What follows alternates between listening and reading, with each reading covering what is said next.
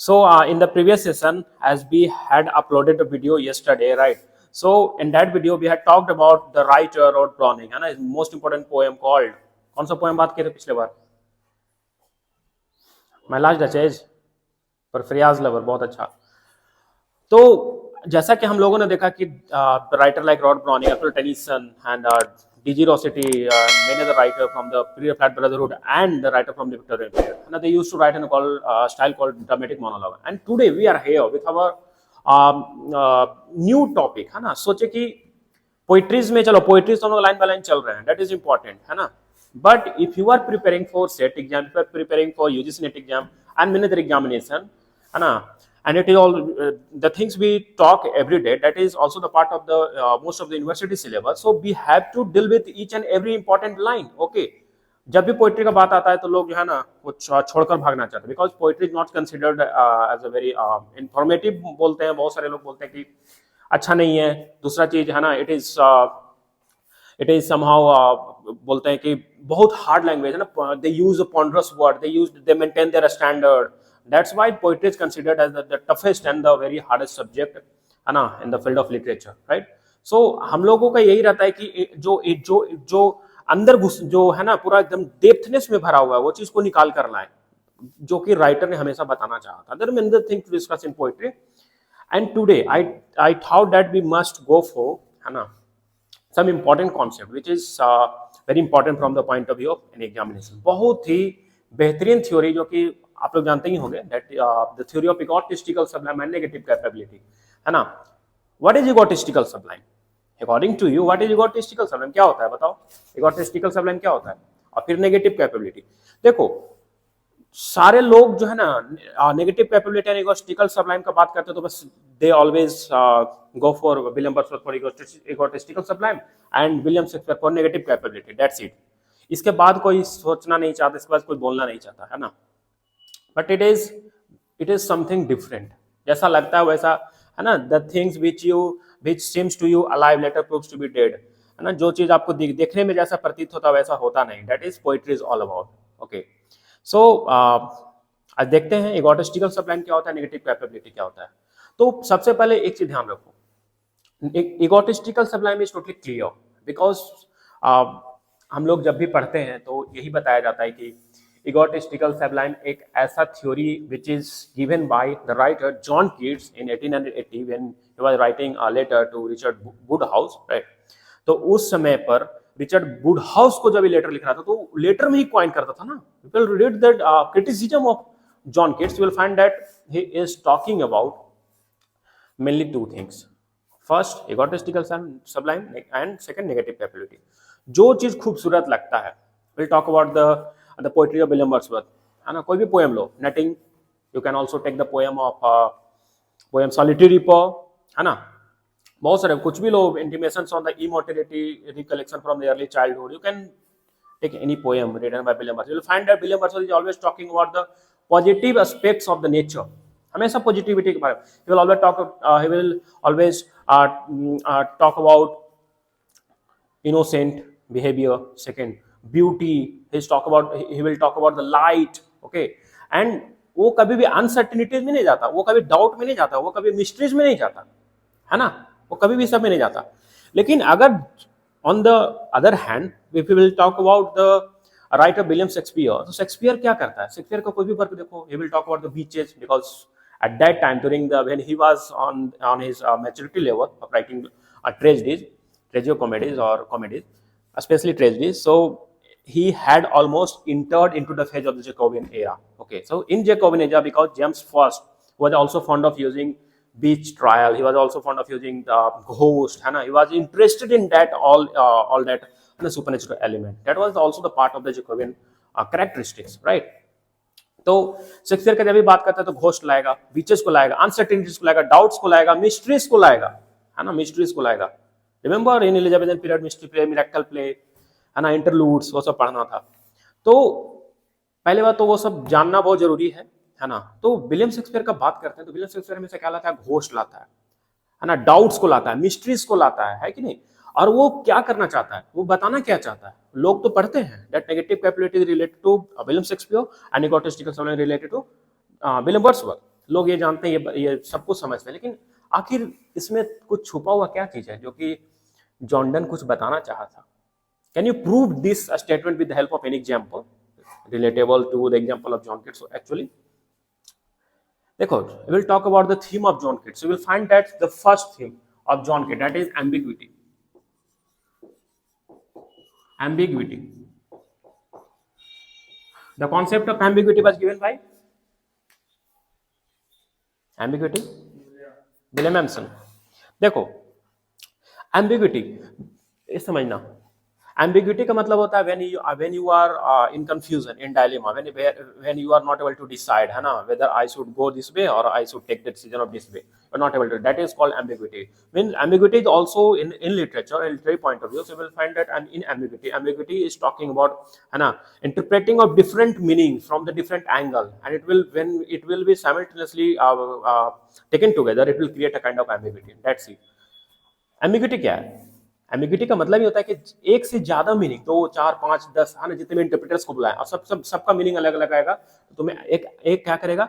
Ambiguity create करेगा, confusion create करेगा, where you are not able to decide that this is the exact definition, that is the exact definition, and you will find that each and every definition is right from each and every aspects. सब कुछ सही है. That is ambiguity.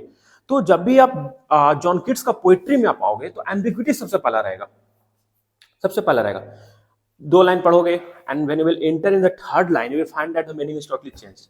Okay, when you will proceed fourth to a next line, okay, so you will find that कि उसमें भी एक अलग meaning निकल कर आ रहा है, and in the last you will find that totally different poetries were there.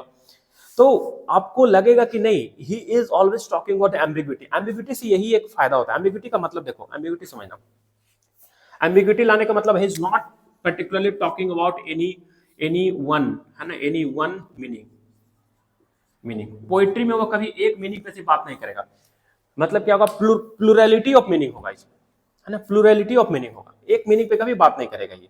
ठीक है, और यही कारण है, ज्यादा मीनिंग लाने से क्या होगा? ज्यादा मीनिंग लाने से क्या होगा? एक तरह का रास्ता खुलेगा. लोग एक तरह से, जैसे देखो ऐसे समझो, एज ए डेफिनेशन समझो. देखो, जैसे मीनिंग को हम लेकर आए, एक मीनिंग लेकर आए, तो द मैन, है ना, जो आदमी इस मीनिंग के बारे में सोचेगा, he will be considered right only. सिर्फ उसी को ये समझा जाएगा कि सही लिखा है. ठीक है, लेकिन अगर मान लो पोएट्रीज पढ़कर हम यहाँ पर 5 मीनिंग, मतलब प्लूरलिटी ऑफ मीनिंग लाते हैं, ठीक है, 5 मीनिंग लेकर आए, ठीक है, 5 मीनिंग्स लेकर आए. अब मानो 5 मीनिंग लेकर आए, 5 थीम निकल रहा है, 5 थीम निकल रहा है, तो पांचों सही होगा अलग अलग एंगल से. बिकॉज एक बच्चा आया, वो शायद देखा होगा कि okay, I have understood the definition of truth, and someone will come from the another world, he will say that okay, I have understood the definition of beauty, and someone would say that okay, I have understood, है ना, the definition of both beauty and truth, है ना. तो plurality of meaning जब लेकर आएंगे, it is, remember, this is the theme which is you will, है ना, we will find in almost all the poetry written by John Keats. आप उसमें देखेंगे 5 मीनिंग, एक मीनिंग तो कभी रहेगा नहीं, 5, 10, 15 अलग अलग तरह के मीनिंग आएंगे. It will create a kind of ambiguity. देखो, और भी अगर हम बात करते हैं थीम्स का, तो इसके पोएट्रीज में पैराडॉक्सेस मिलते हैं, है ना, मल्टीपल लेयर्स ऑफ मीनिंग आपको दिखेंगे, पैराडॉक्सेस मिलेंगे. पैराडॉक्सेस में समझना कैसे पैराडॉक्स काम कर रहा है इसके वर्क में. देखो, if you want to get indulged into the depth of the poetry, and if you want to face the subjective examination all over India, so you have to go inside the depth of the poetry, and you have to taste that fire in the spring. Otherwise, it is not possible to just clear that examination in one or two statement which is told while you are facing an interview, right? तो बस अगर तुमसे पूछ देगा तो ऐसे ही बताओगे जाकर कि sir, anything which is going with the uncertainties, doubt, mysteries, है ना, that's it. That it is not enough the definition of negative capability. You have to find more during an interview, and you have to tackle that interview with the different examples, right? देखो, I was talking about कि कैसे paradoxes है. तो ये देखो, ये कैसे ideas को खड़ा करता है लाकर. सबसे पहले मॉरलिटी को बात करेगा, किससे कंपैरिजन करेगा? इमोरल से, समझना. मॉरलिटी को कंपेरिजन किससे करेगा? इमोरलिटी से। Will see that the paradoxes is there, है ना। मॉरलिटी से सॉरी मॉरलिटी को इमोरलिटी से कंपेरिजन करेगा। दूसरा अगर हम करते हैं तो जॉय लाएगा, जॉय को किससे करेगा? सौरों से करेगा। जॉय को किससे करेगा? सौरों से, सौरों से करेगा। कुछ समझ में आ रहा है? देखो कहने का मतलब क्या है, आई वाज टॉकिंग अबाउट कि इसके थीम में पैराडॉक्सिस का बहुत बड़ा इंपॉर्टेंट है। पैराडॉक्सिस का जैसे हम एग्जांपल, नॉर्मल एग्जांपल है, truth is beauty, beauty is truth. चलो उसको समझाते हैं, एक समझना। जैसे देखो ट्रूथ इज ब्यूटी, ब्यूटी है ना, truth, truth is beauty, beauty is truth, beauty truth, समझना। Truth is beauty, beauty is truth. आप समझना, आप पोइट्रीज में पूरा पोएम पढ़ लो आप, है ना, ऑटोग्रेसियन, आप पूरा पोएम पढ़ लो, आपको एक ही बात समझ में आएगा, that he is not particularly supporting any of the ideas, he is not supporting truth, and he is not supporting the beauty as well, he is not telling the clear definition of beauty, है ना, and he is also not telling the clear definition of truth. So what he is supporting, किसको support कर रहा है? He is not supporting anything. That is the ambiguity. That is the ambiguity. And ambiguity is brought together with the help of different paradoxes. दो दो paradox को ला करके आपको clear करेगा। समझ में आ रहा है?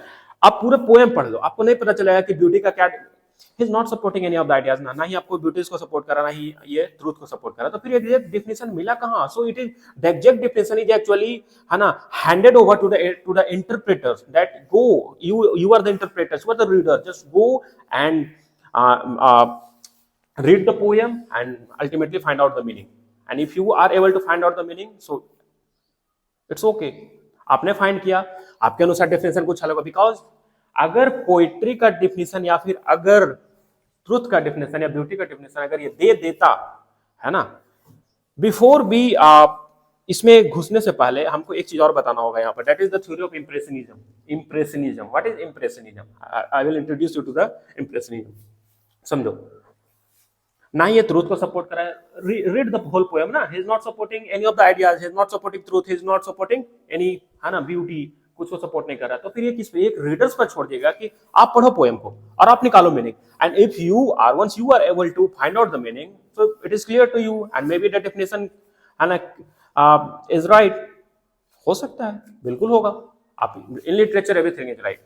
ओके, ट्रूथ क्लियर है ना, ट्रूथ को सपोर्ट कर रहा है ना ब्यूटी को सपोर्ट कर रहा है। समझ में आ रहा है? तो कैसे एम्बिग्यूटी क्रिएट होता है, कैसे आइडियाज को लाया जाता है, एक पैराडॉक्सिस का थीम ये लेकर आता है। अब जितने भी पोएम देख लो ना, अब जितने भी पोएम देख लो, देखो जॉन किट्स का यही खासियत है। if you are asked that tell me some of the important themes of John Keats, you have to reply that John Keats uses first, that the concept of paradox. In almost all the poem of John Keats will find the concept of paradox is there. Second thing, आप देखोगे ambiguity रहेगा, है ना, और ये चीज देखोगे कि आप इसका एक और थीम देखोगे कि he is actually focusing, एक ही इसका बहुत इंपॉर्टेंट, हमको बहुत अच्छा लगता है, that he is actually focusing on the concept of क्या, जो कुछ आपके पास अभी है, enjoy that thing, है ना, seize the day, enjoy that thing। याद आ रहा है कुछ? क्या क्या याद आ रहा है बताओ, बोलो।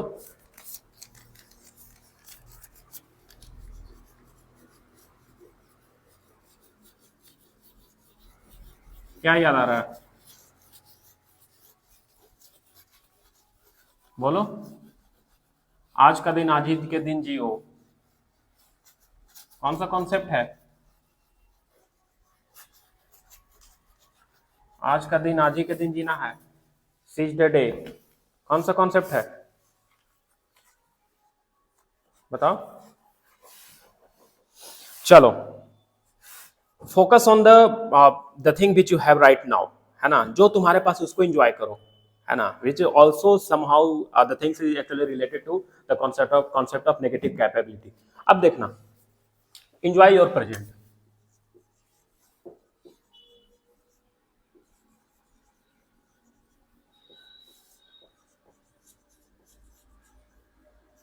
एंजॉय योर प्रेजेंट, इसको समझते हैं, बहुत ही बेहतरीन चीज है, इसको समझते हैं। देखो बोलता है कि आ, एक स्प्रिंग सीजन को लेकर आता है और एक ऑटम सीजन, और he is telling this line in the poem called Ode to Autumn, है ना, season of miserable fruitfulness, close bosom friend of maturing sun, conspiring with him how to load and bless, है ना। So this is an important line from John Keats poem Ode to Autumn। अब देखो इसमें ये बताना क्या चाहा है, enjoy your present time, है ना। बोलता है कि मुझे मुझे पास्ट के बारे में पता नहीं, मुझे ये नहीं पता, he is not praising the song of a spring season, he is not praising the song of a spring season, and he is not talking about a spring season ahead, he is pushing autumn season, that you should also not talk, you should also not, है ना, pay attention towards the spring season, you must concentrate towards your own, आपको अपने पे concentrate करना चाहिए, this is the thing, है ना, we have to remember here, think not of them, उसके बारे में मत सोचो, स्प्रिंग सीजन के गाना के बारे में मत सोचो, तुम अपने बारे में सोचो ना, तुम अपने बारे में सोचो, दाई हैज द ब्यूटी टू, तुम्हारा कुछ अपना खूबसूरती है, thy has the song to, तुम्हारा अपना गाना है, तुम्हारा एक अपना माहौल है, तुम्हारा एक अपना बहने का तरीका है, you are totally different, they are totally different.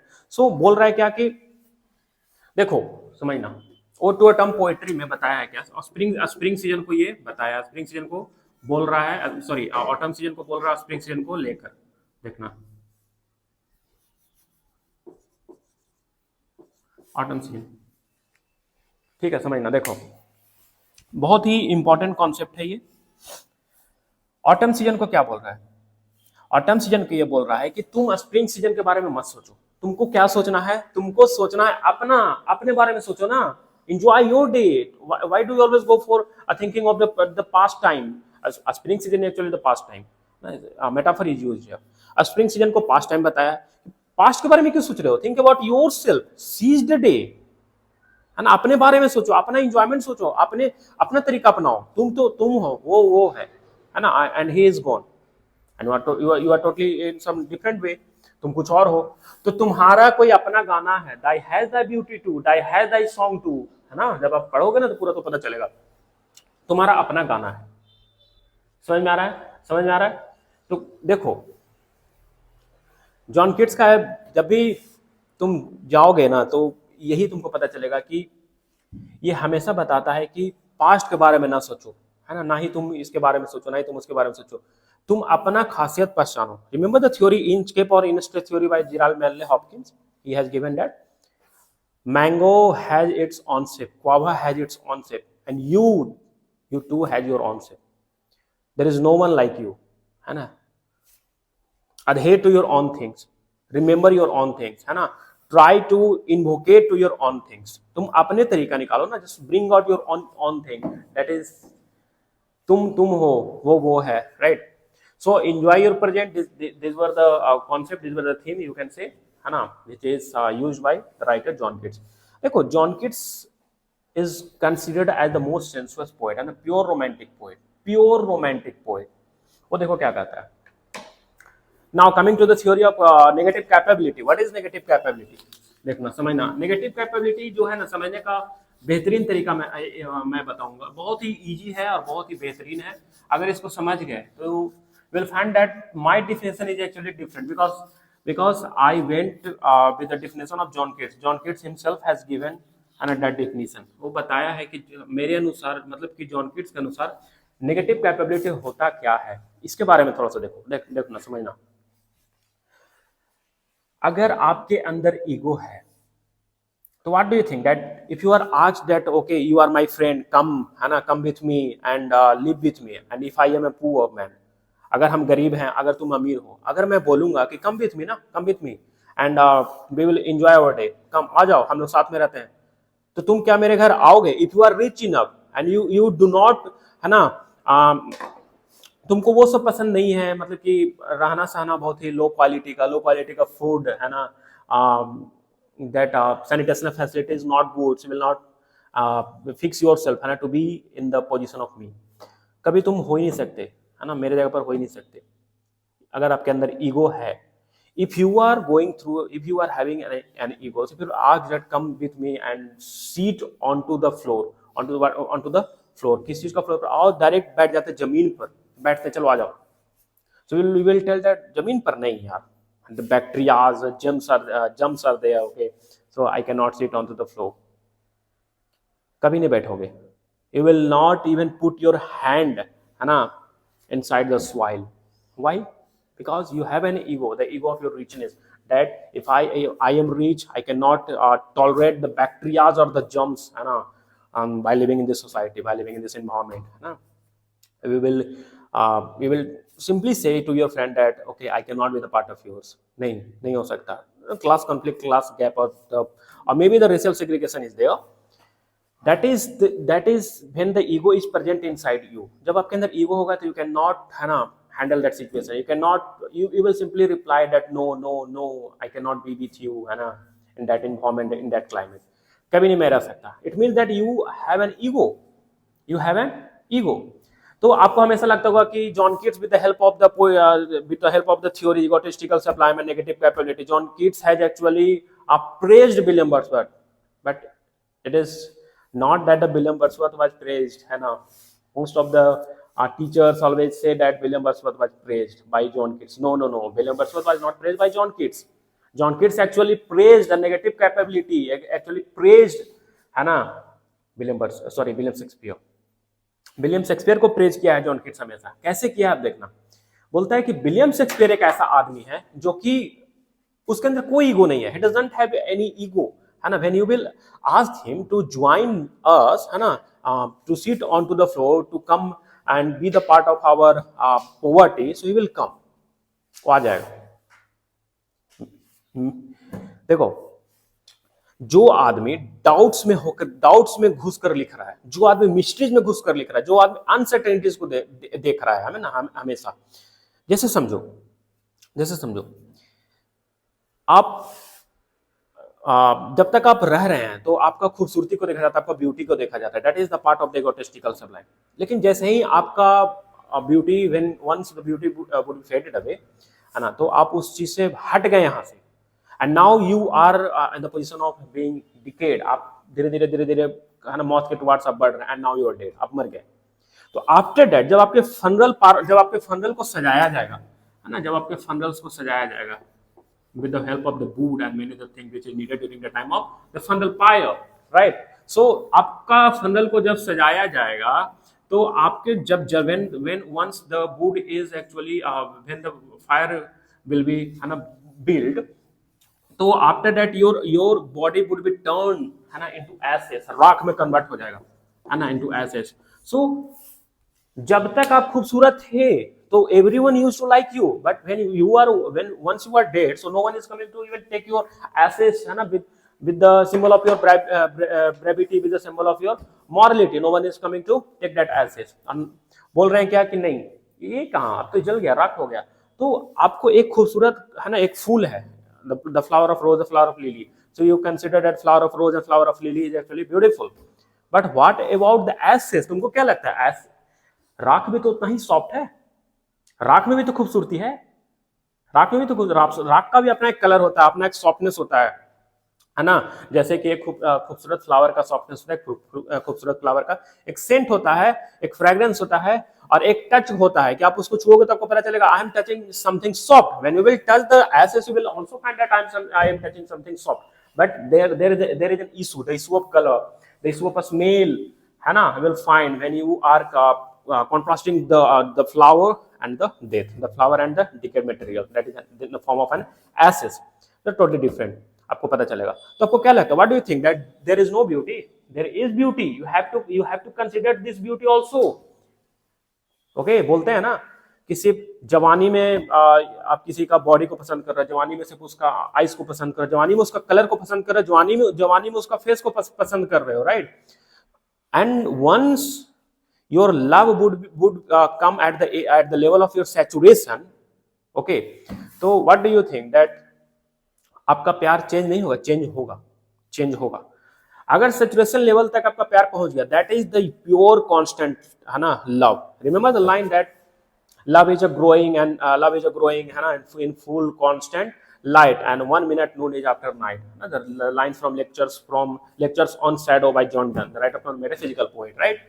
तो ऐसे में का खूबसूरती नहीं है, इसमें भी खूबसूरती है, आपको समझना पड़ेगा। आपको बीचेस में खूबसूरती नहीं लगता है, आपको एक परमात्मा में खूबसूरती दिखता है।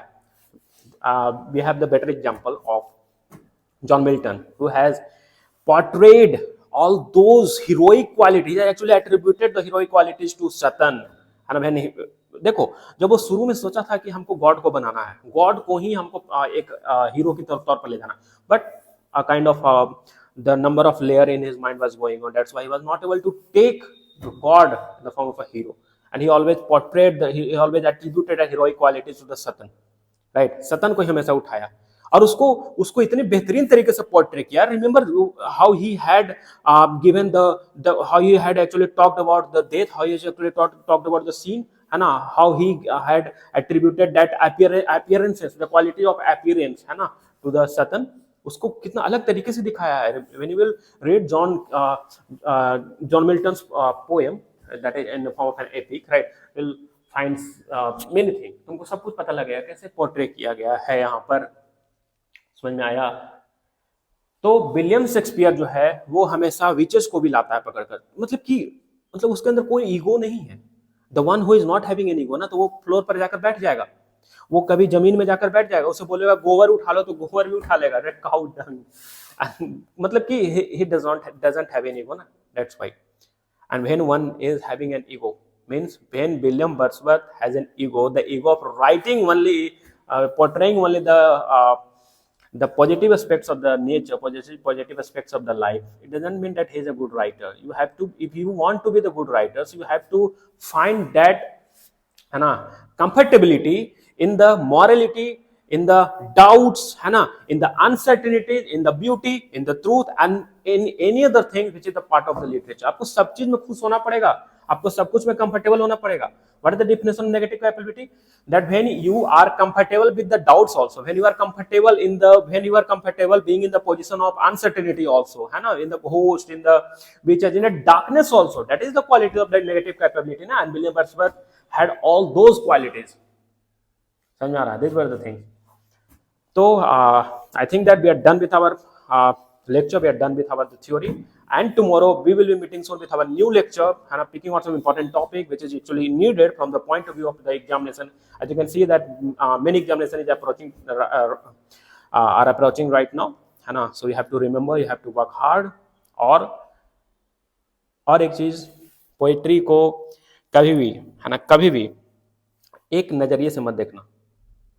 If you are the student of literary theory, because literary theory is also a part of the UGC syllabus, तो आप अगर literary theory कहते हो, you will have a different type, will have a different angle, and with all those angles, will find out the actual meaning. Will try to find out that meaning. Remember that एक hypothetical reader होता है ना, एक actual reader होता है. The theory by Wolfgang Iser.